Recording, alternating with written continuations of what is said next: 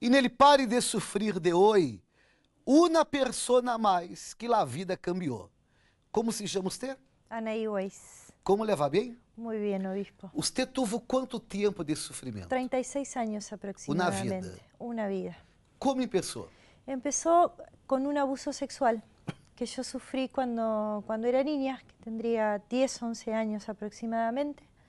A partir de ahí fui creciendo como una adolescente muy rebelde, le di mucho trabajo a mi mamá y depresiva.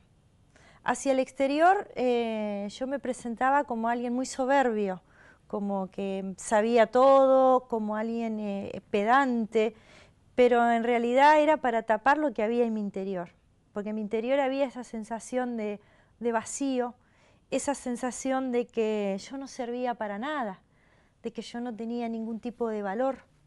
Y así fue creciendo. Y llegué a los 18 años, mis padres lo atribuyeron siempre a los problemas propios del adolescente, ¿no? Que bueno, que uno es rebelde porque es adolescente, porque está en la edad, pero en realidad era a raíz de ese abuso que yo había sufrido. Yo estuve 36 años y nunca había hablado, no podía hablar de eso que había pasado, de ese episodio que había pasado en mi vida. Es decir, pasó en mi vida y como que yo lo enterré, pero inconscientemente siempre estaba, siempre estaba. A raíz de eso y por querer hacerme la superada y por querer mostrar que yo estaba feliz hacia la afuera, empecé con vicios, empecé a fumar. Hasta que llegué a fumar 2 atados de cigarrillo por día. Salí a los boliches, yo lamentablemente iba a los boliches, porque era el único momento en que como que me sentía anestesiada, digamos. Como que estando en el boliche yo era otra persona, jugaba a ser otra persona. Pero después llegaba a casa y era terrible porque el vacío interior seguía y era cada vez más profundo. Yo crecí en una familia donde tuvimos una buena posición económica. A los 18 años yo vengo del interior del país a la ciudad de La Plata a estudiar la carrera de abogacía.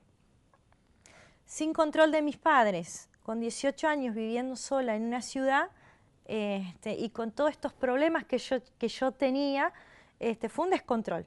Yo ya ahí empecé a salir no solo los fines de semana o de vez en cuando como hacía en el pueblo, sino empecé a salir casi todas las noches.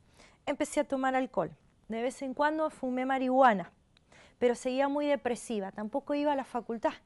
Yo mentía a mis padres, porque yo vine para estudiar, ellos hacían un esfuerzo económico y yo hacía todas esas cosas y terminaba el año y resulta que yo no había ido a la facultad, no había ido a cursar, porque me acostaba muy tarde, no me levantaba para ir a la facultad, no tenía ánimo para estudiar, porque me sentaba a estudiar y, o sea, me venía todo el cansancio y siempre este miedo que me acompañó durante muchos años, y el vos no servís, no estás a la altura de las circunstancias, vos nunca vas a poder.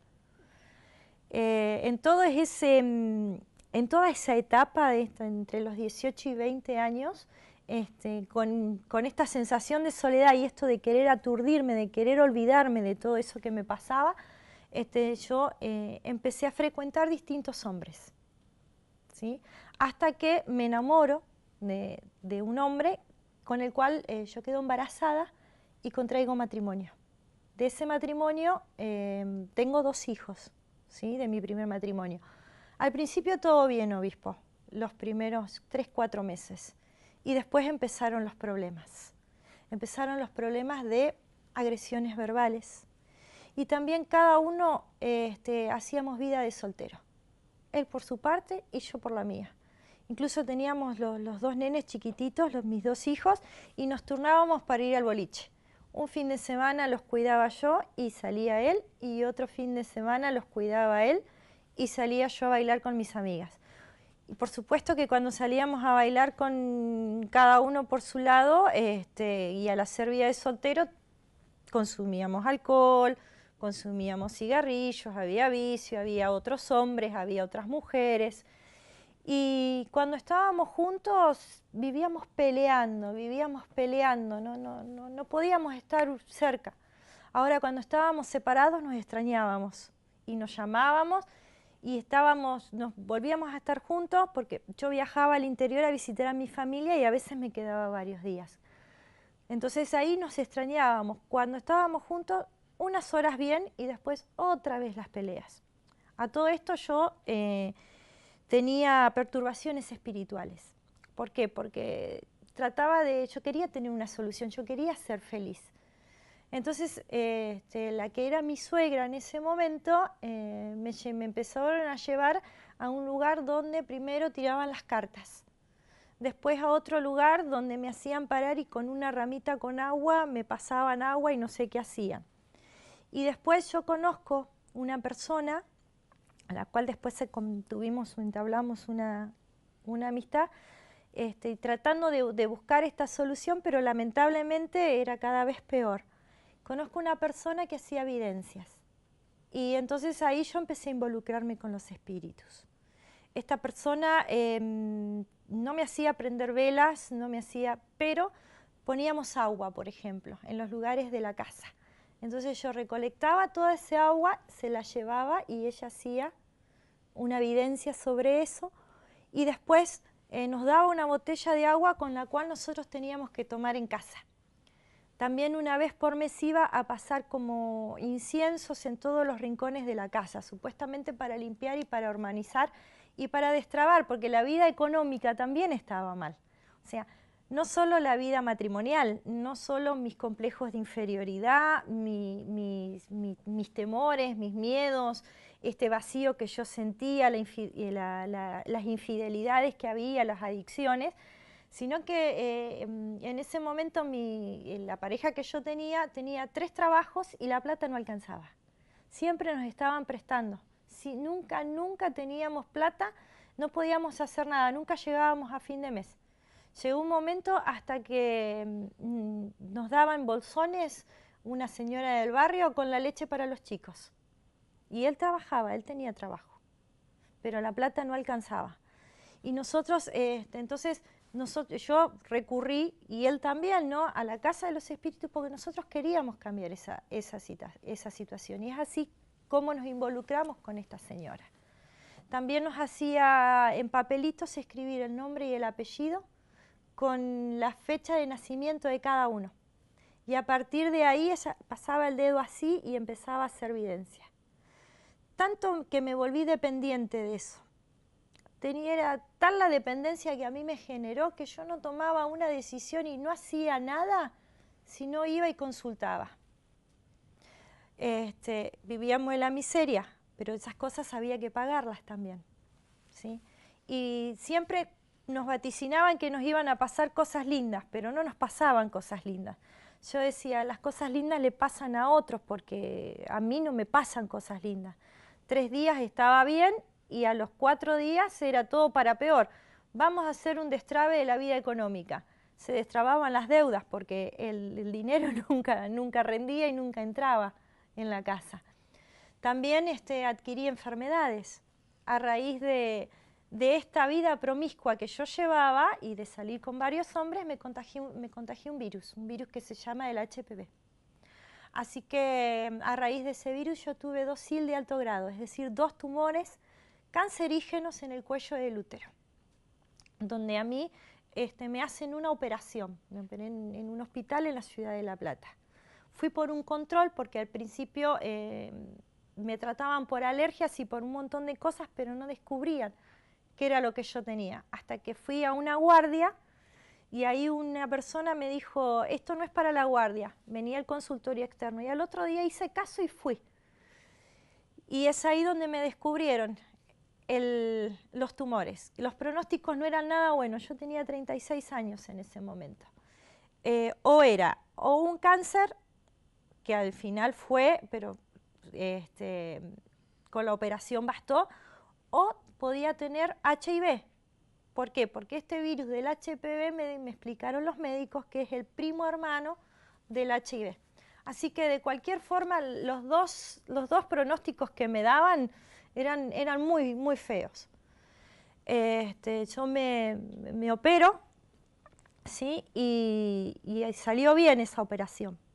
Pero después estuve muchos años sin poder ir al médico porque yo tenía pánico. Entonces yo llegaba a los consultorios y no entraba o no sacaba turno. Así que estuve muchos años sin control médico. Y así como tenía miedo y pánico de ir al médico también, me pasaba en otras áreas de mi vida. Me pasaba en mi profesión. Siendo abogada, yo no ejercía mi profesión porque yo tenía miedo. Yo llegaba a la puerta de los tribunales donde tenía que entrar y me iba para mi casa. Yo no conseguía entrar. Tomaba los trabajos, por ahí los comenzaba, pero nunca los podía terminar. Hasta papeles muy sencillos, cosas muy sencillas, a mí se me trababa. O sea, era un paso para adelante y siempre 4, 5, 10 para atrás, siempre retrocediendo. No es que iba avanzando, iba retrocediendo.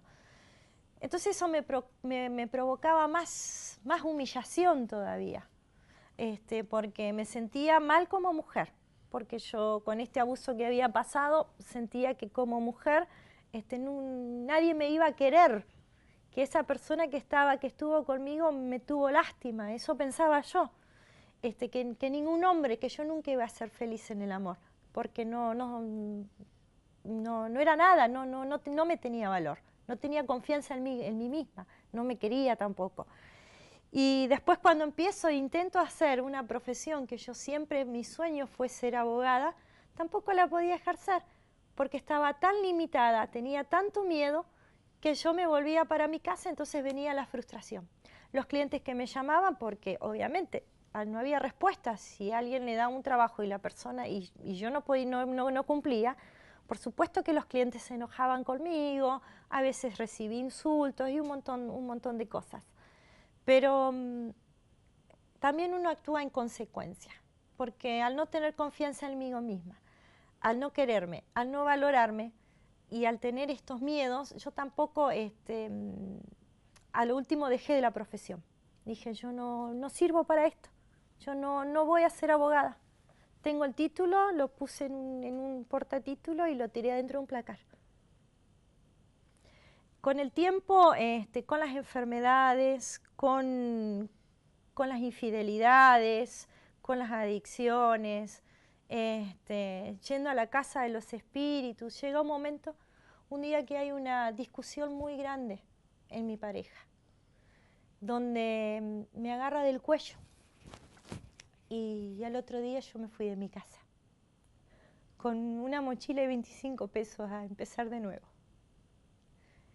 Tuve que dejar a mis hijos porque no tenía cómo llevarlos conmigo, pero era la única manera en ese momento de salvar la vida. Y así transcurrió. Cuando me voy de casa, las cosas empezaron a empeorar. Yo conozco un hombre que estaba casado y me involucro con ese hombre. Y ahí empezó el principio del fin, digo yo. Porque ya ahí empecé a escuchar ruidos en casa, cosas que se movían, como que me llamaban y no había nadie. Caminaba por la calle y escuchaba como mi nombre me daba vueltas y no había nadie detrás mío. Empezó el insomnio, noches enteras sin dormir, la anorexia nerviosa, llegué a pesar 43 kilos. Fumaba hasta 2 paquetes de cigarrillo por día y en esas noches de insomnio, cuando no tenía cigarrillos, he revuelto hasta el tarro de la basura para buscar las colillas para poder fumar algo. Estaba desempleada, estaba enferma, mis hijos no estaban conmigo y ahí empezaron los pensamientos de que si no servís para nada, nadie te quiere, le vas a hacer un favor a toda tu familia si desapareces.